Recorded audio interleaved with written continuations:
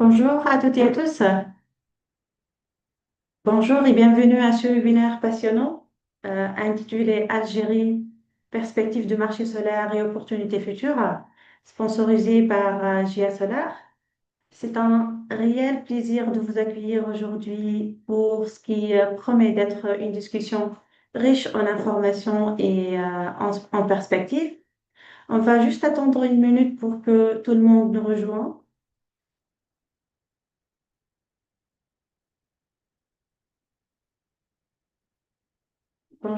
Bonjour Monsieur Khaled.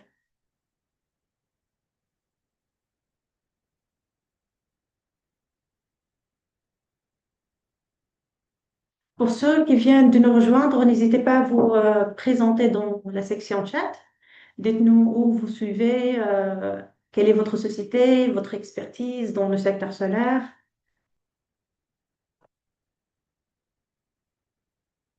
Bonjour Monsieur Ahmed, bonjour Monsieur Khaled, bonjour à toutes et à tous et bienvenue parmi nous. Aussi un grand bonjour pour ceux qui nous suivent sur les réseaux sociaux, que ce soit LinkedIn, Facebook, YouTube. En fait, c'est un immense plaisir de vous voir aussi nombreux aujourd'hui pour ce webinaire intitulé Algérie, perspectives du marché solaire et opportunités futures. Nous sommes ravis de vous accueillir dans cet espace virtuel d'échange et d'innovation. Tout d'abord, nous tenons à remercier chaleureusement notre sponsor GIA Solar, dont le soutien permet de rendre cette rencontre possible. Donc, aujourd'hui, notre thème, c'est à propos de l'Algérie, parce que le secteur solaire en Algérie est un tournant stratégique, en fait. Aujourd'hui, nous allons plonger au cœur de dynamiques actuelles, analyser les défis de demain et surtout mettre en lumière les opportunités concrètes qui s'offrent aux acteurs de l'énergie et du secteur solaire photovoltaïque. Nous avons hâte, en fait, de partager avec vous les analyses de nos experts pour une discussion qui s'annonce passionnante. En fait, la filière solaire fait l'objet d'une accélération stratégique majeure en Algérie. Le pays actuellement est en passe de devenir un leader de l'énergie solaire sur le continent africain, avec des investissements considérables et un désir affirmé de diversifier leur mix énergétique. L'Algérie a déjà réalisé des progrès remarquables en fait. Il y a de nouvelles capacités solaires en 2025 et aussi en 2026. Et tous ces progrès, ils témoignent d'un engagement fort en fait pour la transition énergétique. Nous allons discuter tout ça. Nous allons plonger au cœur de ces thématiques avec nos experts. Mais avant de commencer, juste un petit point technique sur le déroulement de nos échanges. En fait, ce webinaire va être animé de manière bilingue. Nous allons alterner entre le français et l'anglais tout au long de la session pour permettre à l'ensemble de notre audience internationale de suivre les débats de manière fluide. Donc, for our international participants, please note that this webinar will be conducted in both French and English. We will be switching between both languages to ensure the best experience for everyone, and of course to reflect, let's say, the global nature of the solar industry. So, welcome to those joining us from all around the world. I'm happy to see such a great turnout for today's session, Algeria, Solar Market Perspective and the Future Opportunities. This event is sponsored by GA Solar, and we are grateful for their support in making this exchange possible. So Algeria's sector is currently witnessing a strategic shift. We are seeing a massive strategic acceleration, and honestly, the country is well on its way to becoming a leading force for solar energy across the African continent. So today, we are going to dive straight into these market dynamics to tackle upcoming challenges and most importantly, to highlight all the concrete opportunities waiting for energy players in the region. So we have a lot to cover with our experts. So let's get started. And to discuss this, I'm honored and to welcome a panel of high-level experts today. We have with us Mr. Fahmi, the head of sales in North Africa, Solar, and Mr. Mahmoud Elwany, the technical manager in MENA region, Solar. I would like to give each of our speakers a moment to introduce themselves. Let's keep it, please, about 1 minute so we can dive right into the discussion. Mr. Fahmi, Hi everyone, bonjour Sané. Donc heureux bonjour. d'être parmi vous. Merci pour l'invitation sur l'arabique. Merci Sané pour la belle modération. Donc ici on va parler aujourd'hui d'un marché que j'aime beaucoup, d'un marché qui est considéré maintenant parmi les plus grands marchés émergents sur le continent et à l'échelle mondiale aussi, et qui a un projet très ambitieux en termes de mix énergétique pour enfin atteindre les objectifs de la transition énergétique à moyen et long terme. Donc, heureux d'être parmi vous. Merci, Sané, et encore une fois, merci sur l'arabique. Merci, Monsieur Je Fahmi. tiens à Mr. considérer Mahmoud. qu'il y a une Oui. session technique en anglais qui va être présentée par mon collègue Mahmoud Alwany par la suite. Donc, tout ce qui est présentation technique, elle va se faire en anglais. Voilà. Merci beaucoup. Merci. Thank you, Mr. Fahmi. Mr. Mahmoud, if you can present yourself, please, in 1 minute. Uh, Thanks, Sana. Bonjour, everyone, and thanks for joining our webinar. This is Mahmoud Elwany, technical manager responsible for the MENA region in GA Solar, and it would be my pleasure today to introduce to you our new technology and our new module in the market. Thanks, Sana, Thank and you. good luck for everyone. Thank you, Mr. Mahmoud. It's great to have you with us today. Donc, pour juste maintenir le dynamisme, la structure dans notre session va alterner entre des questions ciblées aux panélistes, bien sûr une discussion interactive et une session des questions-réponses où vous pourrez soumettre vos interrogations, vos questions via la section questions sur Zoom. So please feel free to submit your questions in the Q&A chat section at any time. Now, before we dive, we would like to know who is with us today. Just a quick poll is about to appear on your screen. Where are you joining us today? From what country are you? Please take a moment to cast your vote.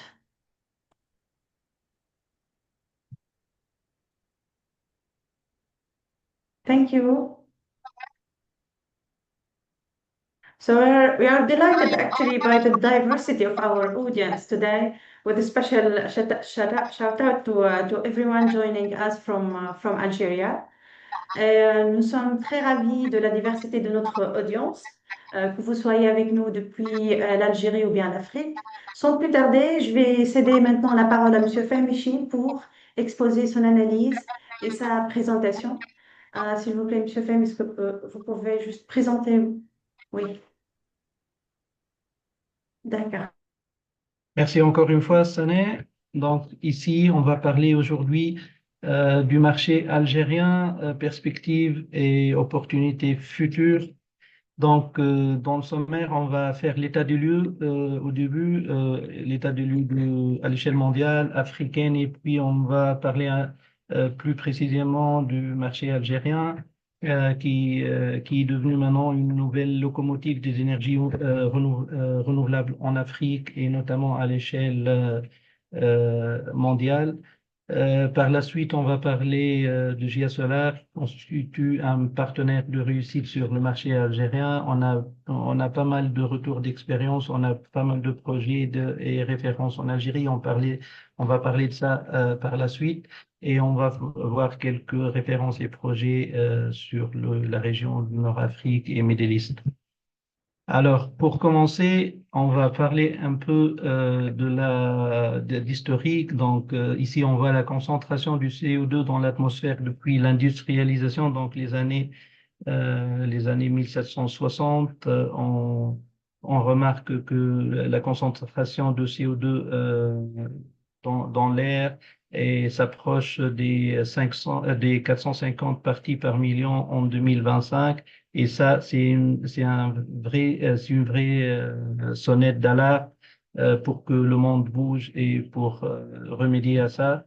Donc, on voit ici l'anomalie de la température depuis les années 1850 jusqu'au 2000, jusqu'au 2000, les années 2000. Donc, on remarque que le changement de température s'approche de 1,5 Celsius. Et ça a un impact énorme sur le niveau de mer, sur la végétation, sur plusieurs et sur la vie humaine entre guillemets. Ici, donc, on découvre que 17 des 20 pays les plus menacés par le changement climatique se trouvent en Afrique, ça d'après l'UNECA, et la transition vers les énergies renouvelables est vraiment la solution clé maintenant. Donc, en Europe, par exemple, on prend l'exemple de l'Europe. En 2023, les émissions CO2 des combustibles fossiles ont chuté de 8% pour atteindre des niveaux jamais vus depuis les années 60. Et pourquoi? Parce que l'Europe a commencé son chemin vers la transition énergétique et l'utilisation des énergies renouvelables, notamment l'éolienne et le solaire, depuis quelques années. Donc, on voit un impact direct sur l'émission de CO2 dans les pays européens. Donc, plus la moitié de la baisse, 56% sur le marché européen, est due à un mix électrique plus propre avec l'augmentation continue de la capacité éolienne et solaire. Donc, le changement climatique, l'inflation, la sécurité énergétique font que le PV maintenant fait partie de la solution. Ici, on va voir que le dégagement de CO2 par source d'énergie, bien sûr, le gaz et le biomasse et le charbon restent les sources les plus polluantes. Et on voit que les sources les moins polluantes et les plus propres sont l'éolienne, le nucléaire, le hydropower et le solaire. Reste à savoir que les autres sources sont faciles à réaliser, sont très chères, comme le nucléaire, comme l'hydropower. Donc, la solution qui reste la plus facile à exécuter, la moins chère, reste toujours le solaire photovoltaïque. On voit ici un changement de prix de module depuis les années 75. Donc, on voit qu'on a commencé par un prix qui avoisine les $100 par watt et on est arrivé dans les années 2023, 2024, 2025 à des prix très, très bas qui avoisinent les 9 centimes par dollar. Et ça, en fait, ça encourage l'utilisation de l'énergie renouvelable photovoltaïque, ça démocratise l'utilisation du solaire et ça rend accessible à tous les pays l'utilisation du solaire photovoltaïque. Ici, on voit une comparaison du coût LCE ou coût d'énergie actualisé par source d'énergie. Donc, on remarque que le wind et le solaire font ou engendrent un coût actualisé d'énergie les plus bas avec le gaz, bien sûr, mais l'éolienne et le solaire restent des sources plus fiables et plus propres. On voit ici une comparaison des investissements à l'échelle mondiale entre 2015 et 2024. On remarque de plus en plus d'investissements en transition énergétique et en énergie renouvelable contre une diminution de l'utilisation des énergies fossiles en 2024. À l'échelle globale, on remarque ici que l'utilisation du solaire et du wind va multiplier 4 fois en 2030 et 10 fois en 2050 pour afficher des installations de 26 000 gigawatts. Mondialement, en Europe, 3356 gigawatts en 2050 en Europe avec 3,6 trillions de dollars et en Afrique, le chiffre va multiplier 8 fois de 2020 à 2030 et 44 fois de 2020 à 2050 pour afficher 2200 gigawatts Donc, on voit très bien ici que le potentiel, il est en Afrique. L'évolution, elle est en Afrique. Ici, on voit l'évolution des installations jusqu'à 2024 à l'échelle mondiale. En 2024, on a vu 517 gigawatts installés dans le monde. En 2025, c'était aux alentours de 600 gigawatts, 620 gigawatts. À l'échelle africaine, en 2024, c'était 11 gigawatts de modules shippés en Afrique. Et en 2025, c'était aux alentours de 14 gigawatts de modules vers l'Afrique. On va parler un peu de l'Algérie qui est maintenant considérée parmi le top 10 des pays utilisant les énergies renouvelables avec les derniers appels d'offres lancés par la Sonalgaz. Donc, le potentiel, je confirme qu'il est énorme parce que l'Algérie possède l'un des plus grands gisements solaires au monde avec plus de 3000 heures d'ensoleillement annuel et une irradiation atteignant 2650 kWh par mètre carré par an au Sahara. Et on découvre qu'en Algérie, le Sahara constitue presque 85% ou 84% plus précisément du continent. Donc la surface de l'Algérie est de 2382 millions de kilomètres carrés avec 2 millions de kilomètres carrés de Sahara. La surface de l'Algérie est 2,382 avec 2 millions de Sahara. La stabilité sociopolitique rend le pays un hub pour les investissements. Donc, l'Algérie euh, constitue vraiment un réseau de social, économique, politique très stable pour faire les investissements et pour rendre le pays un hub, pourquoi pas après pour l'exportation des énergies renouvelables vers l'Europe, vu son positionnement stratégique. Donc, l'objectif du gouvernement algérien est très ambitieux. L'Algérie vise à intégrer 15 gigawatts de solaire d'ici 2025. Donc, l'état actuel, fin 2023, l'Algérie disposait uniquement d'une capacité de 436 mégawatts. En 2023-2024, on a vu apparaître deux grands projets qui constituent l'un des plus grands projets lancés en une seule fois, qui sont le 2 giga plus 1 giga en Algérie, donc une totalité exacte de 3200 mégawatts. Deux projets de 200 mégas chacun sont en cours de finalisation et entreront en production très prochainement. Aussi, on voit que la Sonatrach, qui est le pilier des oil and gas en Algérie, elle a déjà investi dans quelques projets pour ses propres installations pétrolières et gazières et elle a un projet ambitieux de 1,3 gigawatts d'ici 2030. Donc, les défis qu'il y a dans le pays, donc pour accompagner cette transition, le pays doit miser sur la formation d'ingénieurs, de techniciens spécialisés pour répondre aux besoins techniques du secteur, notamment en matière de maintenance des panneaux solaires et de gestion des réseaux intelligents.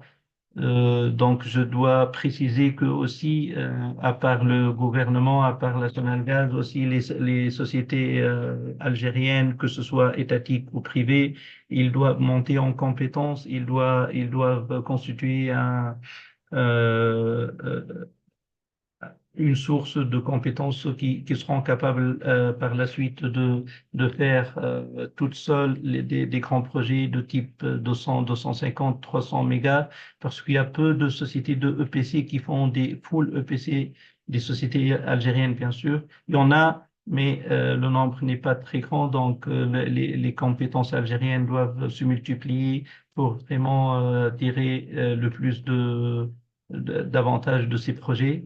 Aussi, le pays doit se préparer pour renforcer le réseau de distribution et de transport pour soutenir l'objectif de la transition.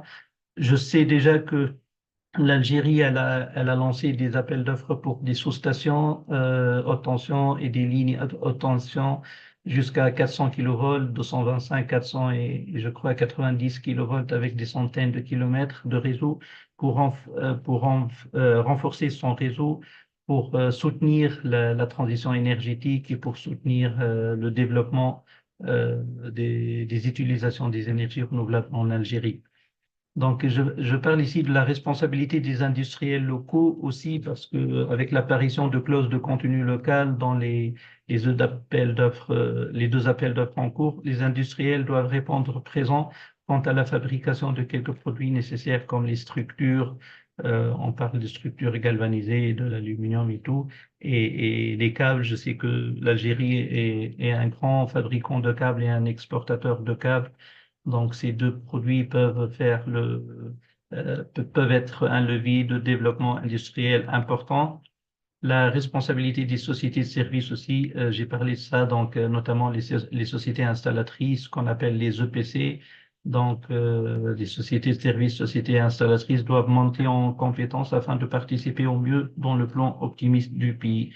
Et on va voir après comment GIA Solar, elle aide vers cette montée en compétences, comment un fabricant comme GIA Solar, il pourra lever ces défis avec le pays et comment on va aider les industriels, les sociétés de services et notamment les sociétés qui gèrent le réseau à remonter le défi.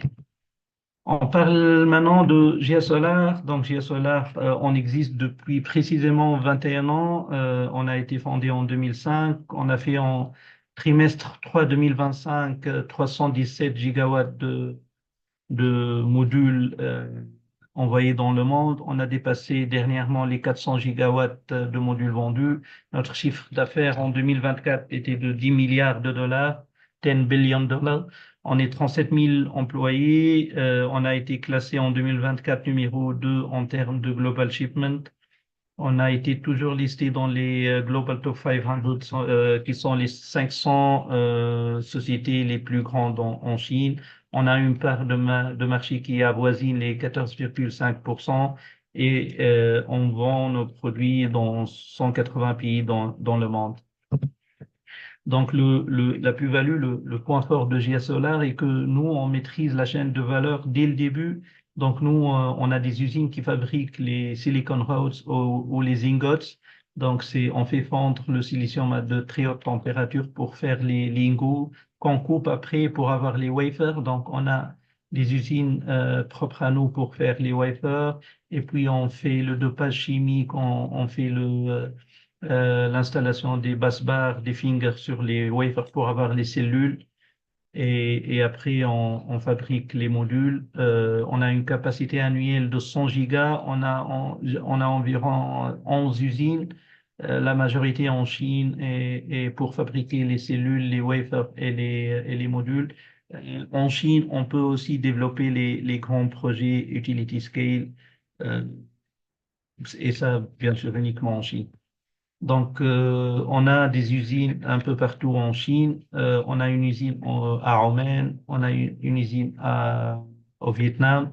On a une capacité de production de 100 gigas annuels. Et bientôt, on aura d'autres projets pour faire des usines au Moyen-Orient et peut-être en Afrique aussi. Donc, on a signé quelques MOU et on espère les voir commencer la fabrication d'ici peu. Ici, quelques contrats de partenariat qu'on a signés avec plusieurs EPC, plusieurs développeurs à l'échelle mondiale, notamment quelques développeurs et EPC qui travaillent maintenant en Algérie, comme China Power, comme Sino Hydro, Amea, Scatec, Aquapower et EDF, Voltalia et tous les autres quelques awards qu'on a fait. Donc, je tiens à préciser que GIA Solar, elle mise beaucoup sur les recherches, la recherche et développement.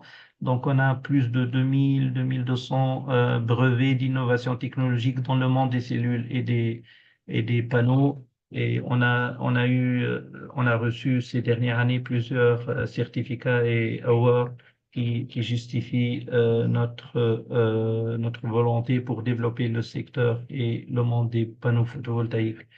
On est en train de recevoir chaque année, depuis les années 2020, je crois, le Top Brand Seal PV Seal dans toutes les régions du monde, en Afrique, même en Middle East, en Europe, en Amérique latine.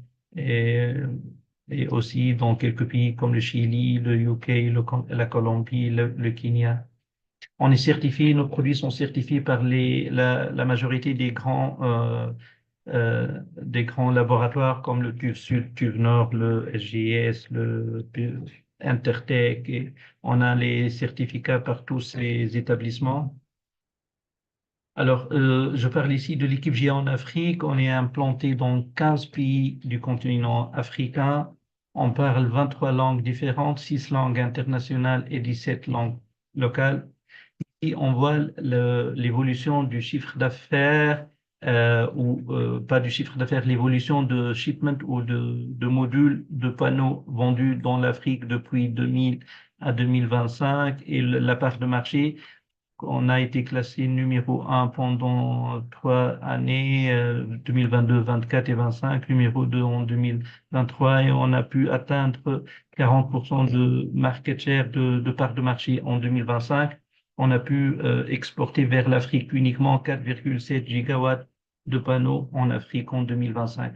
Et ça, c'est un chiffre très, très, très important et qui montre la place qu'occupe maintenant GIA Solar sur le continent et notamment à l'échelle mondiale. On va voir ici quelques références. Donc, un projet de 500 mégawatts à Oman, un projet de 588 mégawatts aussi à Oman, le projet Abydos en Égypte avec AMIA de 560 mégawatts, un projet de 240 mégawatts à Ouzbékistan, un projet de 480 mégawatts en Chili, un projet en Finlande de 102 mégawatts. En Algérie, le projet BRN2 avec son attraque capacité de 10 mégawatts. C'était le premier projet en Afrique fourni avec les panneaux N-Type. C'était en 2023. Le contrat est signé en 2023. Et c'était la première fois que GIA exporte les N-Type en Afrique. Et on a plein d'autres projets avec cette entité. Et aussi, on a pu livrer quelques projets sur les projets actuels de 3200 mégawatts. Merci pour votre attention. Merci. Merci beaucoup, Monsieur Fahmi, pour cette présentation très enrichissante en fait et qui nous permet en fait de mieux comprendre la situation actuelle en Algérie. Et surtout, comme vous avez mentionné, en fait, l'Algérie elle déploie une stratégie ambitieuse pour devenir un leader des énergies renouvelables. En fait, profitez de la présence de Monsieur Fahmi pour lui poser toutes vos questions. Utilisez la section Q&A dès maintenant et nous allons prendre un moment privilégié à la fin pour qu'ils puissent vous répondre en direct. Et pour notre communauté sur les réseaux sociaux, que ce soit LinkedIn, Facebook ou autres, on ne vous oublie pas, laissez vos questions en commentaire. Nous allons les suivre de près et les intégrer à la discussion. En fait, moving now to our next speaker, I'm delighted to welcome Mr. Mahmoud, the technical manager for the MENA region. He will be walking us through the latest technological advancement that are currently optimizing solar plants right in Algeria. Mr. Mahmoud, the floor is yours. Can you Thanks please? again, Sana, and thanks for having me. Let me share my screen.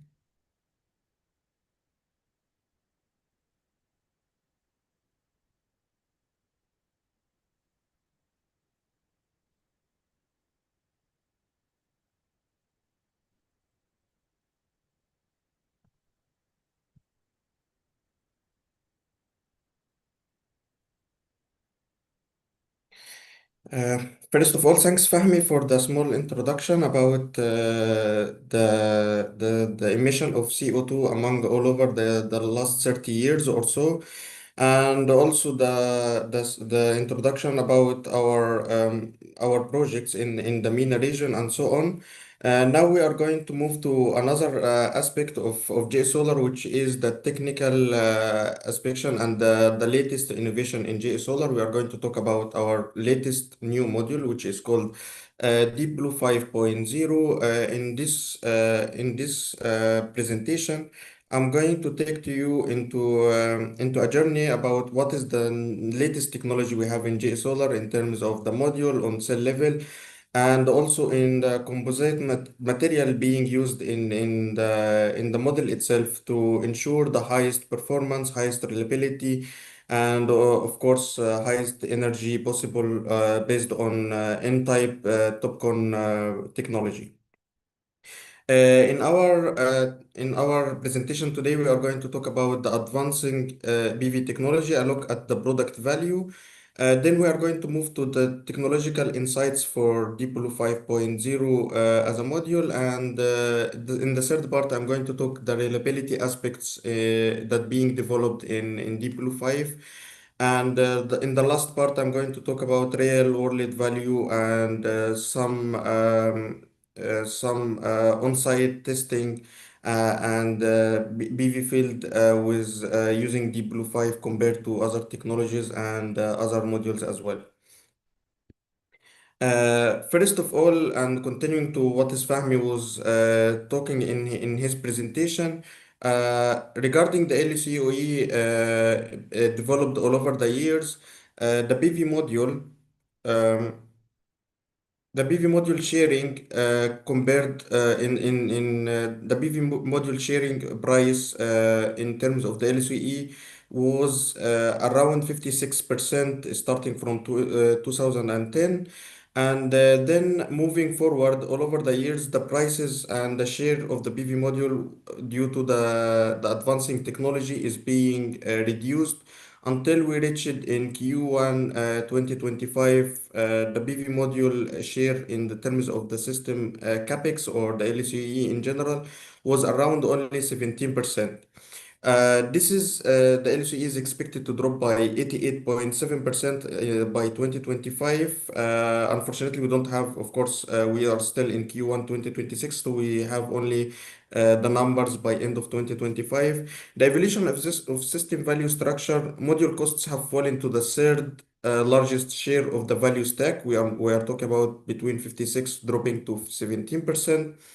The realization of the value will shift from focusing on the module price, and now it's more to the system value. What is the system value? Instead of talking about only about the module price. Realization of the customer value shifts from module price to system value. What it can be become truly measurable value in terms of modules, we are talking about the total cost and the system efficiency as a product value, the total energy output of the module, and the overall lifetime of the module. The ultimate goal of the PV system is achieving, of course, the lowest LCOE and the highest asset returns all over the lifetime of the PV power plant. In the second part, we are going to talk about the technologies insights for Deep Blue 5.0. In Deep Blue 5.0, we enhanced the aspect of the optical and the electrical performance from wafer to cell and moving to the module in general.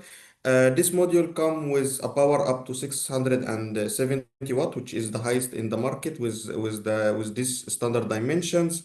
Efficiency up to 24.8% and bifaciality of 85%. The temperature coefficient, the power temperature coefficient would be reduced to negative 0.26% per degree Celsius, and the annual degradation over 30 years is reduced as well to 0.35%, which is these numbers are the lowest in the market. In this module, we worked on three different pillars, as I mentioned before, starting from the wafers. We enhanced our own wafers to be more concentrated resistivity and improved the uniformity of the carriers, the higher minority carrier lifetime, and providing high quality substrates for the modules. Moving from the wafer to the cells, the more enhancement has been done on our own GA Python Plus 5.0 cells.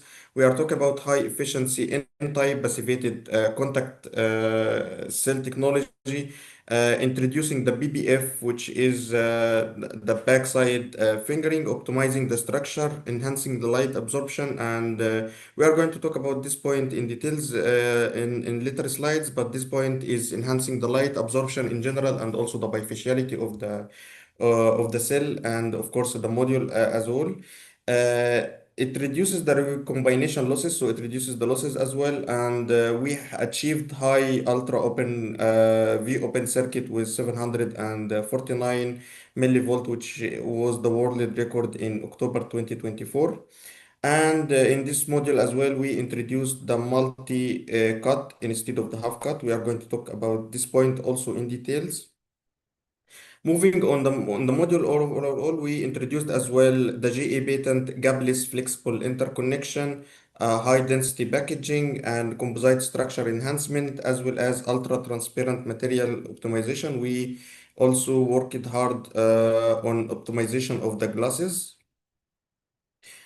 The main difference between, or the main comparison between the Deep Blue 4.0 Pro, which is the old product or the current product in the market, and the Deep Blue 5.0, the new product, we are in the power, in the terms of the power, we enhanced the power between 20 to 25 watt compared to the old one.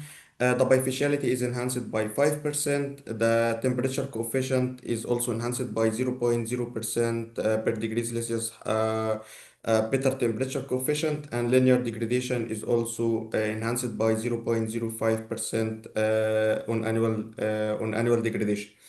In terms of the cell cutting, we moved from the half cut to multi-cut cells, and the appearance is moving from narrow gap, as you can see here, to full screen without any gaps between the cells, which enhances the overall efficiency of the module. Talking about the multi-cut as one of the aspects in the technological insights of Deep Blue 5.0, we have a comparison between the internal cutting losses and across different slicing methods. We have the internal losses from the cutting losses. So the internal losses is increasing by increasing the number of the cutting losses. Sorry, the cutting losses is increasing by increasing the number of the cuts, but the internal losses is decreased. And we have to optimize between these 2 points according to this graph. As you can see here, the yellow line is representing the internal losses, which being reduced significantly by increasing the number of the cuts. However, increasing the number of the cuts from 2 cuts to 3, 4, 5, and even 6 cuts will increase also the cutting losses and the price and the complexity of the manufacturing. So with this graph taken into consideration, we considered for this module to have or to optimize a 3 cut cell technology in this module. Moving to on module level, we introduced to this module a gapless flexible interconnection, which is a GA patent technology. Moving from the conventional connection where you have the cells and you have the interconnection between the cells through these small ribbons with some cell spacing between each cell and another. With this connection, you have high yield rate, high reliability, but low efficiency. And later on, we have a small gap welding where we reduce these distances between the cells. It improves the reliability and also increasing the high yield rate or the high energy output, but still the efficiency is not that much high.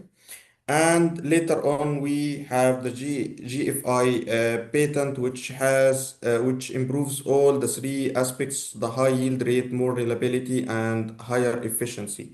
This is also to prevent micro cracking of the overlapping areas between the cells. As you can see here, the cells are overlapping.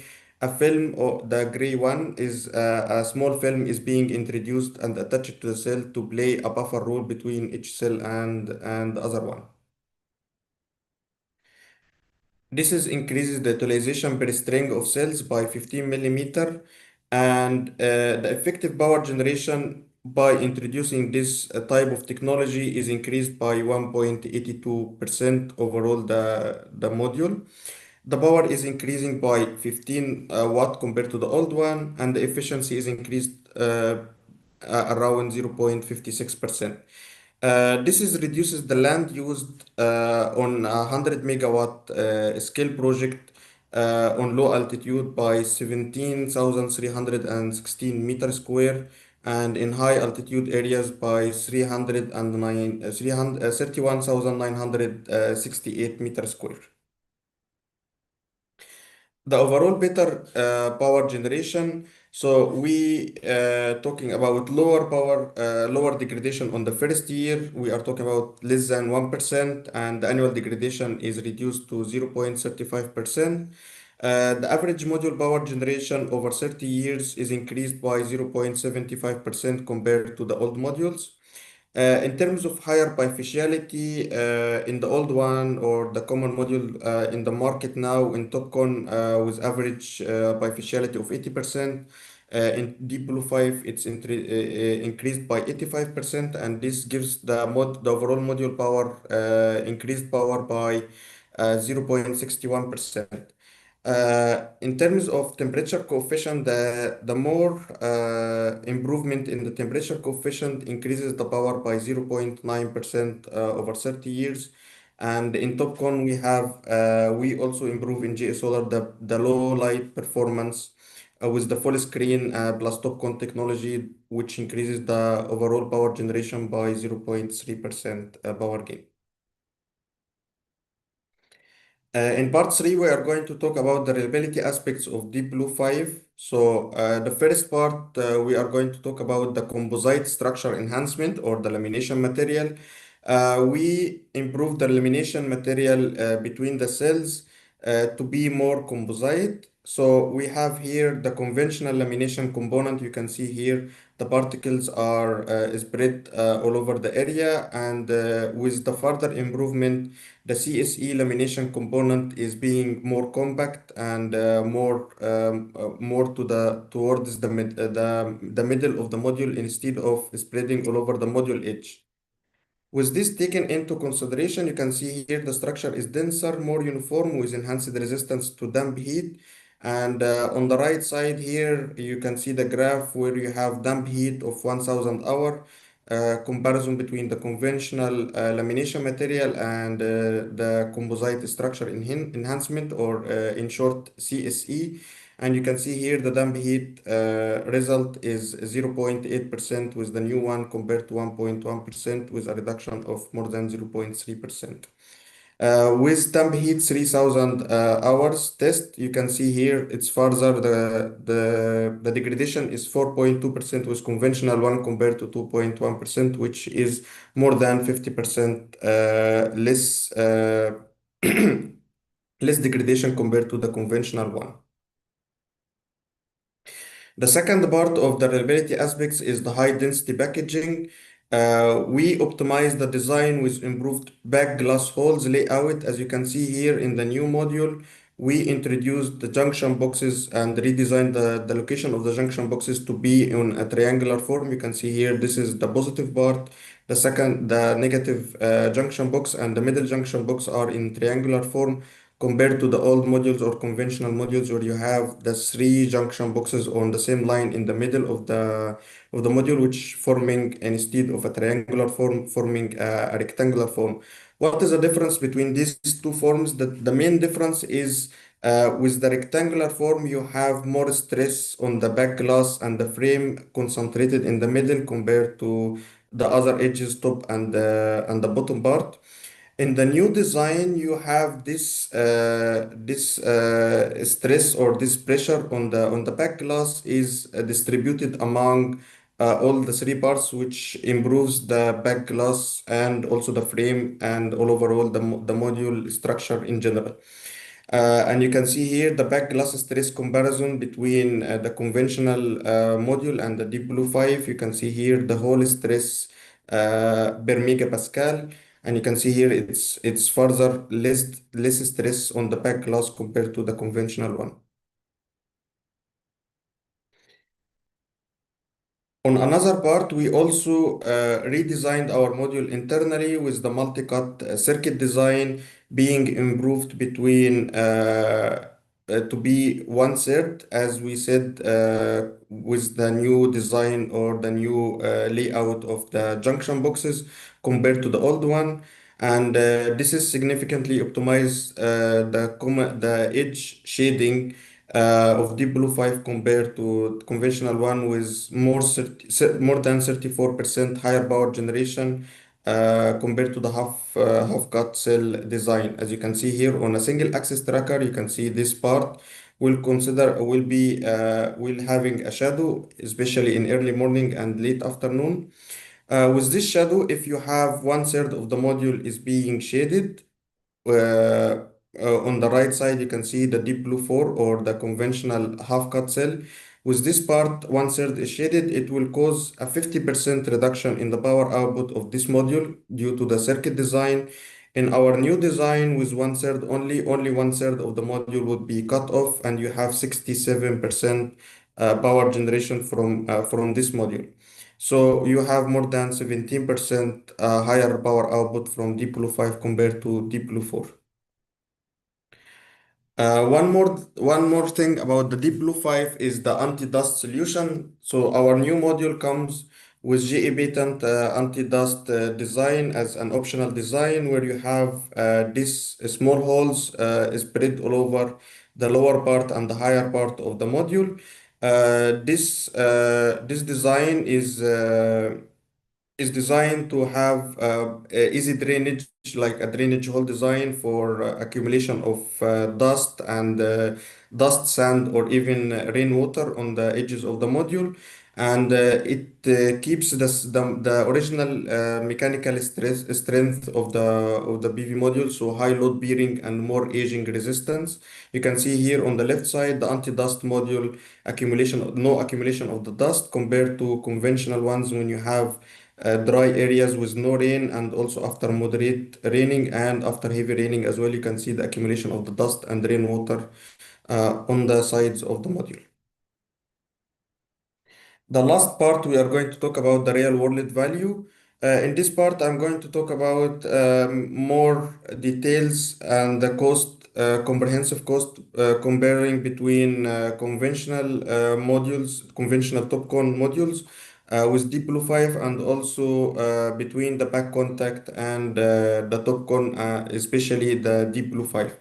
In terms of short wire installation, the wire with our new design, our new wiring design, it improves the cost and reduces significantly the cost of cables, extra cables required for power plants.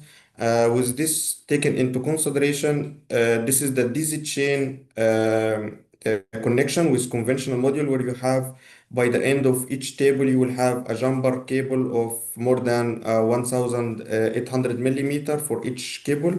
Compared to the new one, you don't need this one due to the new structure and the new layout of the junction boxes.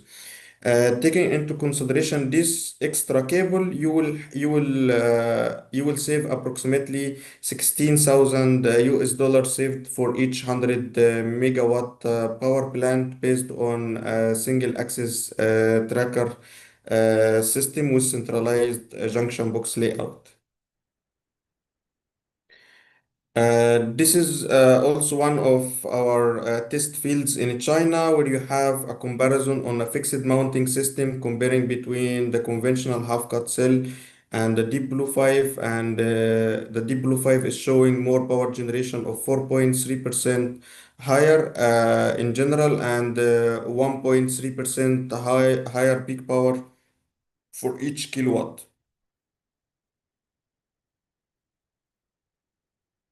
On a single axis tracker system as well, due to the anti-dust design that's coming with our Deep Blue 5 module, you can see here there is a power gain between 0.5 to 1%, especially during night time and early morning, due to the reduced accumulation of dew or small water droplets, and also accumulation of the dust at the edge of the module. On the large ground power station fixed tilt between 20 to 40%, you can see here the accumulation of the conventional module compared to less accumulation or even no accumulation of rainwater or contamination on the edges. And this is also generates 0.2 to 0.5% more power with Deep Blue 5. And of course, less operation and maintenance cost for cleaning compared to conventional modules. In terms of real system value assessment, so we have a comparison as well with one of our test fields between the Deep Blue 5 and the back contact module, where the TopCon Deep Blue 5 is showing higher power generation and better low light performance on average daily gain that's moving from 3.11% up to 10% in some other cases. According to the graph you can see here on weekly basis from December 2024 up to August 2025 was the latest one. The TBC that was being used in this power plant has a power of 650 watt by efficiency of 69%. With the TopCon has a less power of 616 watt, by the beneficiality is much higher of 76% on average. The duration of this test field was from December 2024 up to August 2025 in Jiangsu in China, and the installation was fixed tilt at 25 degree. The TopCon low light power performance is due to the design. The TopCon cell with high shunt resistance and low leakage, which improves the higher power output of the TopCon in general compared to back contact. The low light performance of the TopCon in general is much better than the back contact. And with the low light performance, for those who doesn't know what is the low light performance, the low light performance is a test to simulate or simulating the conditions where you have some cloudy, some raining, and the low light or the low irradiance that happening every morning and in the late afternoon, the last 2 hours of the power or the generation of the power plant, and the first 1.5 hour to 2 hours, depending on the place, as a low light. Not as a low light as a low light irradiance in the early morning.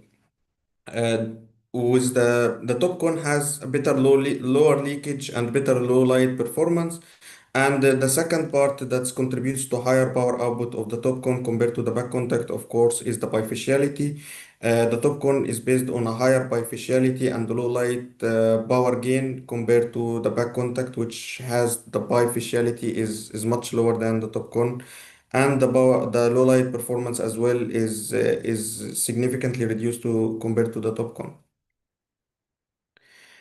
As a summary, so we have the Deep Blue 5 comparison to conventional TopCon modules. As a first energy yield gain, we have a gain between 1% up to 2% first year gain.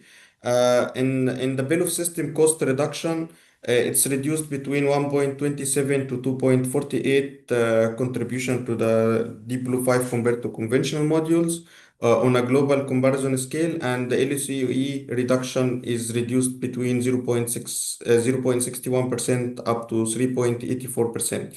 The global comparison analysis was conducted for ground-mounted fixed tilt, ground-mounted single axis, and also for commercial and industrial rooftops. Installation across various geographical locations in China and other countries as well. The study assessed and compared the power generation output, the balance of systems, BOS costs, and the levelized cost of energy or LCOE for Deep Blue 5 compared to conventional modules. Another study, we have the Deep Blue 5 in comparison of the back contact modules, where the first the energy yield gain is increased in the TopCon by 1.57% up to 3%. The BOS cost reduction between 0.19 up to 0.79%, and also the LUCE reduction is contributed between 1.03 up to 2.5%.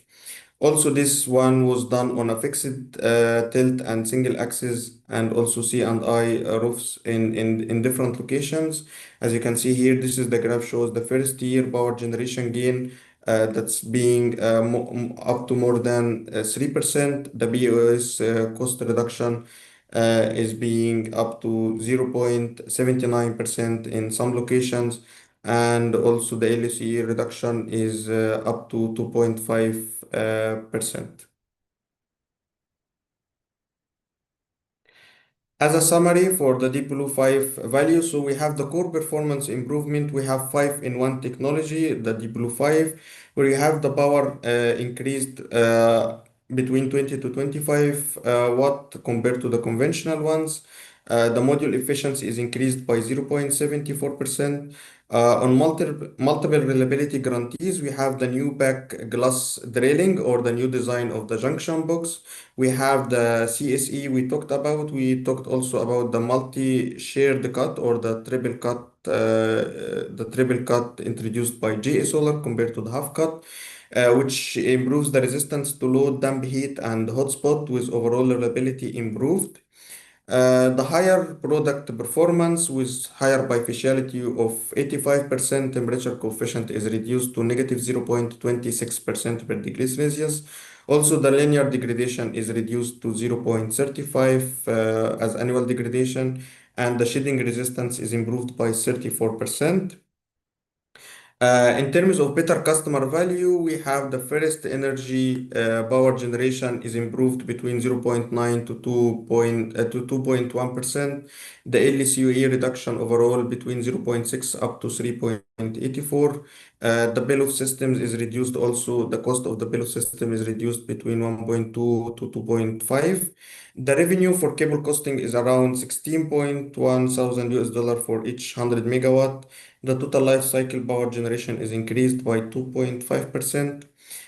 In the field validation, we have the power generation gain of 1.3% comparison between Deep Blue 5 to Deep Blue 4, and the low light power gain of up to 3.11% Deep Blue 5 higher than the back contact equivalent modules in the market.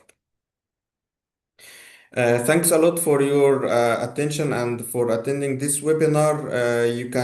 This is our channels where you can scan the QR code and join our follow us on LinkedIn, Facebook, and Instagram. We are happy to have you on our channels, and also we are more than pleased to have all your questions and your clarification on there. Thanks a lot, and back to you, Sana. Thank you very much, Mr. Mahmoud, for that deep dive into the technical side. It's actually fascinating to see how these innovations from GeoSolar are practically improving, let's say, the plant efficiency in Algeria. Also, I'm delighted actually with the level of engagement in the chat box. It's wonderful to see everyone connecting and sharing their background. Also, please feel free to send your question to Mr. Mahmoud in the Q&A section or by leaving a comment on social media. We'll make sure to address all the questions during the reply or the discussion, let's say. In the meantime, let's keep the interaction going. We have our second poll coming up on your screen right now. We would like to know what is your industry. We would like to know a bit more about your professional background. Please let us know if you are a developer, EPC, investors, or in other field.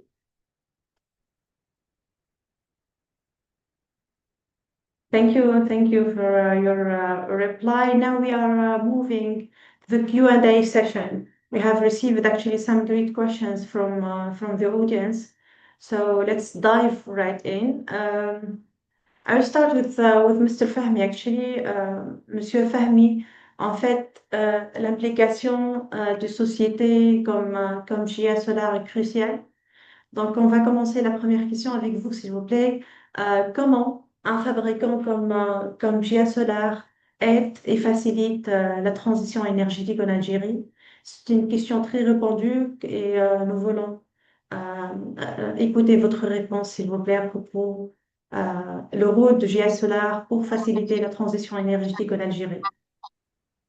Merci beaucoup, merci. C'est une question très importante. En fait, notre devoir, nous, en tant que GIA Solar, un partenaire de l'Algérie, c'est pas que fournir les panneaux photovoltaïques, parce que on va commencer dès le début, comme expliqué par mon collègue Mahmoud. Donc, le but des grands fabricants mondiaux, c'est de toujours réduire le coût de l'énergie, le LCE et le balance of system. Le balance of system, c'est le coût de matériaux utilisés dans une centrale, à part les modules.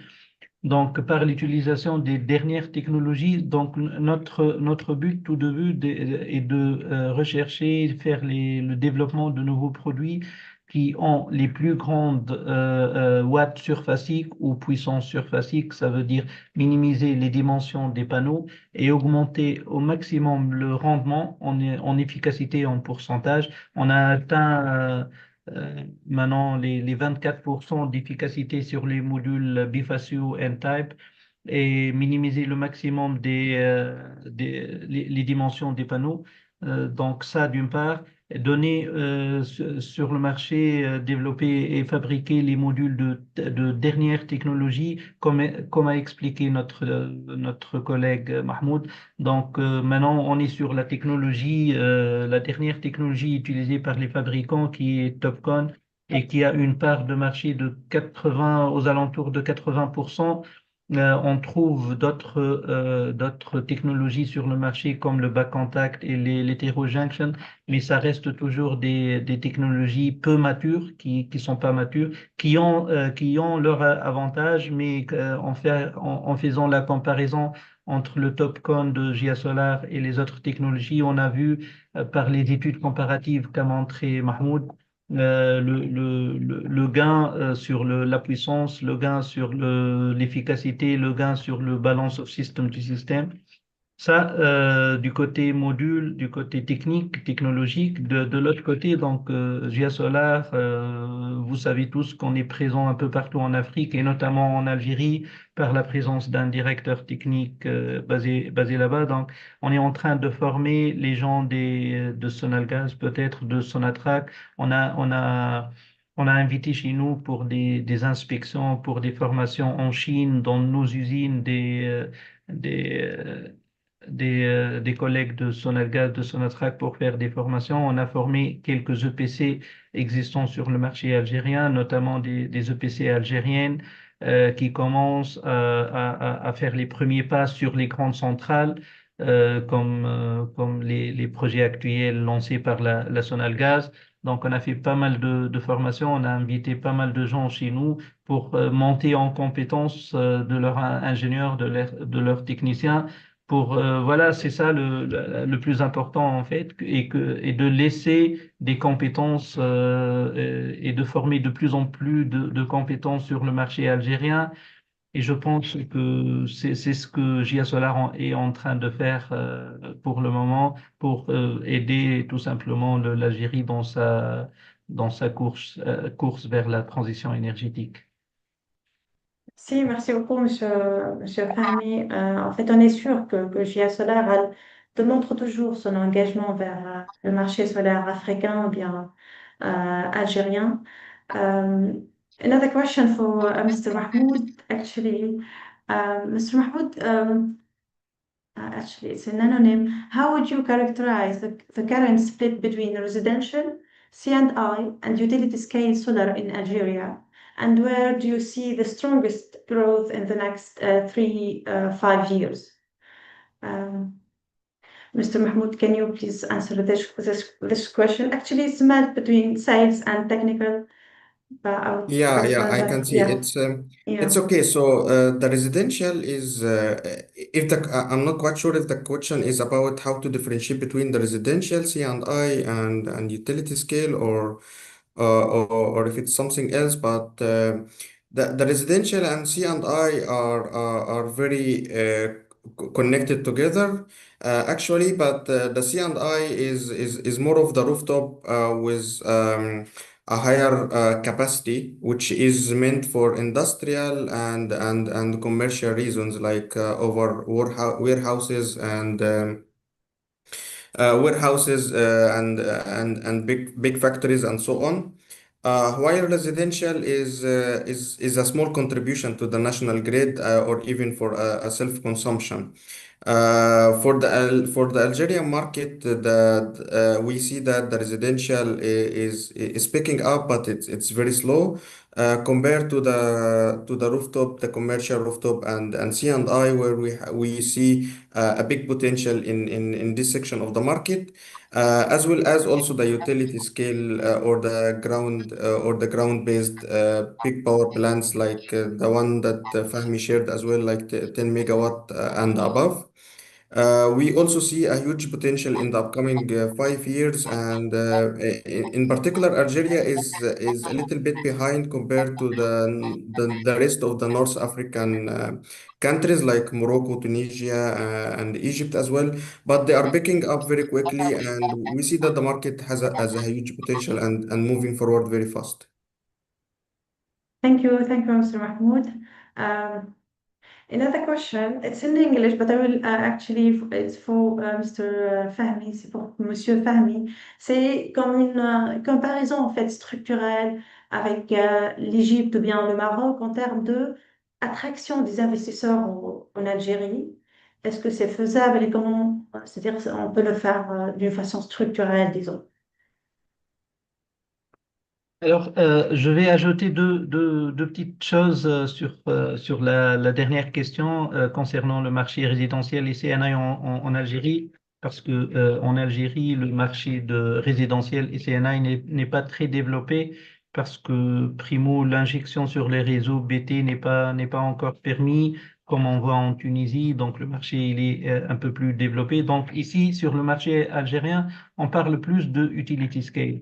Vu le potentiel qu'il y a, l'ensoleillement, le gisement, l'espace qu'a l'Algérie et les capacités financières qu'a le pays. Donc, on parle plus de utility scale. Pour les CNI aussi, on a vu quelques projets timides et juste pour répondre à la taxe carbone appliquée par les États européens. Ça va venir, bien sûr, ça va venir et dans peu on voit de plus en plus d'installateurs, de petits EPC qui sont en train de croître en Algérie pour les projets notamment CNA et tout, mais ça reste un peu timide et avec l'application de nouvelles lois sur le pays, les lois de l'injection et après on va parler de net metering et net billing et tout, ça va se démocratiser. Donc, en comparaison avec le marché marocain, égyptien et tunisien, on a un mixte dans l'utilisation des énergies renouvelables. Par exemple, l'Algérie, on a vu dernièrement de très grands projets lancés, de projets de type 1 giga, 500 mégas, 600 mégas. D'ailleurs, on a fait la fourniture de la majorité des projets de ce genre en Égypte ces derniers temps et en même temps, on a de plus en plus d'industriels de CNI qui font leur installation, comme les cimenteries, comme les mines en Égypte, qui ont des capacités d'utilisation de 15 mégawatts, qui se font en général sur le sol et pas en toiture. Aussi, le Maroc, il a un mixte très varié entre le résidentiel, le CNI et l'utility scale notamment en Tunisie avec l'application de nouvelles lois qui encouragent l'utilisation de l'énergie solaire en résidentiel et en CNI. Donc voilà. Merci beaucoup, Monsieur Fahmi. Another question to Mr. Mahmoud, please. Uh, it's anonymous, but I can. He said actually, how can higher bifaciality improve energy need in Algeria? Thanks, Sana, for the question. Actually, it's not only related to Algeria, it's everywhere, whether it's a ground mounted or a rooftop and so on. The main idea of the bifaciality is capturing the losing light or the unused light which is reflected from the ground And depending on the ground color and the ground characteristics, this reflection or the percentage of the reflection is changing from one point and another, also depending on the angle of the incidence. But the bifaciality idea in general is very beneficial in terms of the general or in terms of the energy output or the energy yield of the power plant of the module. Imagine that you are paying for a 600 watt PV module, for example, and you are expecting to get a 600 watt in optimum conditions. And in addition to this, as a bonus, you get maybe 10% or at least 5% or 10% from the bifaciality of the module. And you will get maybe up to 620, 630, or even 650 watt energy output, which in a large scale projects, we are talking about hundreds of millions of US dollar in revenue all over the 30 years, the lifetime of the power plant. So the higher bifaciality in general is very significant if we are talking on globally, in small scale and also on large scale. In these terms, everyone is fighting hard to develop more bifaciality and improve the higher bifaciality.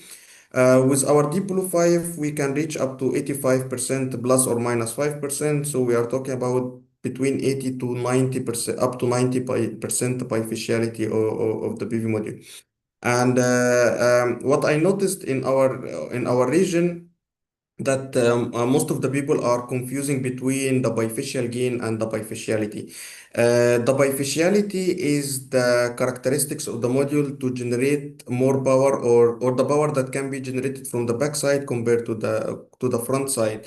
So if the front side can, for example, in some instant can generate 100 watt in some instant, if the same irradiance is falling on the backside can generate up to 85 watt compared to 100%. That's the 85% bifaciality.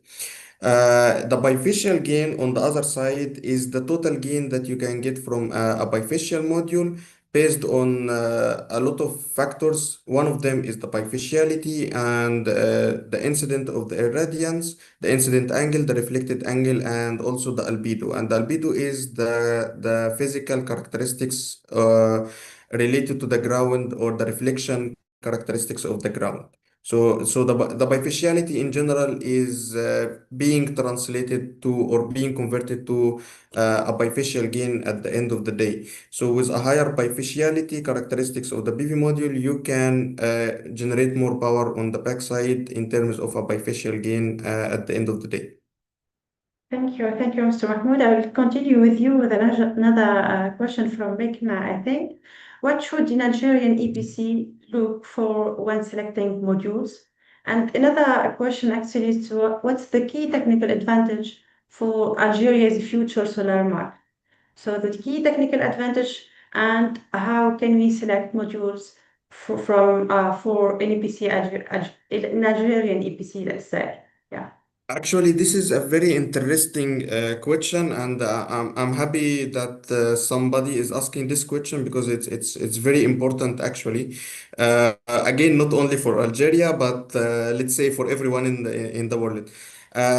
With my experience in the solar industry of more than 12 years, unfortunately, in most of the cases, people are looking only on the data sheet of the modules and comparing only the numbers of the data sheet. And when the data sheets are almost the same, or even the smallest number that cannot be noticed is only the difference between different modules, they jump quickly to compare between the products by the price, which is something that we are suffering in our solar industry all over the last, let's say, 10 or 15 years at least. Yeah, because the technologies are more or less the same. We are not talking about now, but let's say until 2020 or 2019, the technologies was almost like all the manufacturers were almost using the same technology with only small improvements. So the first thing is to choose the right module by comparing, of course, the power output, the efficiency, the energy yield, and so on, or the technical points on the paper. But this is not only.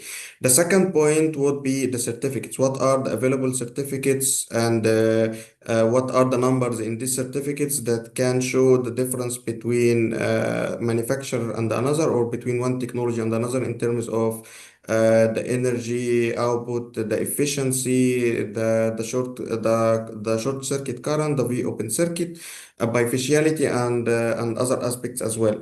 The third point, which is more important than the first 2 points, actually, is the site, the on-site, or the on-site test fields, or on-site data, where you can see that different modules are performing differently in different regions. And you can see here that some of the manufacturers are having a higher energy yield, more than promised, or compared to the BV simulation or the expected energy output. And some modules, unfortunately, they are showing a further more degradation, and significant degradation, and significant also quality issues and reliability issues all over the years. And it's not only in terms of the energy generation, but also the reliability and the quality points that people always don't take care about these points, which is significant, because you cannot have a PV module that producing energy if the PV module is breaking down due to some technical issues, or some quality issues. Maybe some cables are being broken, junction boxes or diodes is not working properly, or some hotspots, or micro cracks, or different issues happen on the cell. And these issues, unfortunately, doesn't happen on the first or second year, but most of the time it start appearing between the fifth year and the 10th year of the power plant. This is in terms of choosing the right PV module for the market, especially for the North African region, where we have a harsh environment, like high humidity and high temperature at the same time. What was the second part related to? Can you remind me, Sana, the second question? It's the key advantage, I think, or the key advantage for to choose a solar panel for an EPC Algeria. Ah, Like, if an EPC Algeria is going to choose J solar panels, why? This is actually the questions. Um, as You we have talked in the already, first yeah. part, it's more or less the same question, the same answer, but with more focus on what is available in the market in the first place. And the second one is choosing the right technology, because we have now in the market we have three different technologies, like the TOPCon, back contact, and HGT, competing between each other. I have to mention that the TopCon is the most dominant one and the more mature, with market share of more than 75%, and it is expected to stay more than 70% up to 2029, according to some studies. The back contact has a market share between 10 to 15%, and is expected to have more or less up to 20% in the upcoming 3 or 4 years. HGT is still undeveloped. It's not undeveloped, but it's the expectation of HGT cannot be expected very, very, very quietly like on paper is different than on site. Thank you very much, Monsieur Mahmoud. Monsieur Fahmi, juste une autre question, mais je crois que vous avez déjà mentionné ça. Il a dit quelle est la part du marché de GIA Solar en Algérie et l'entreprise est-elle intéressée par la construction d'une usine de fabrication des panneaux solaires en Algérie? Je crois que vous avez déjà mentionné la part, oui, si vous avez un commentaire. J'ai mentionné, j'ai mentionné la part de marché en Afrique, mais en Algérie, on était en 2024 de 63%. L'année dernière, on n'avait pas beaucoup de part de marché puisqu'on n'a pas gagné beaucoup de lots sur les projets actuels de 3200. On sait tous à quel prix ils étaient attribués, et la majorité des EPC chinois qui ont gagné ces lots, donc c'est des C'est des entreprises étatiques qui font des appels d'offres, donc le prix il était très bas, donc on n'a pas pu atteindre une grande part de marché. Et la deuxième part de question, c'était? Est-ce que l'entreprise est-elle intéressée par la construction d'une Ah voilà. usine de fabrication? Oui. Donc, oui, on est toujours ouvert. On a déjà commencé, on a fait une usine aux États-Unis, en Amérique, avec une capacité de production de 2 gigas.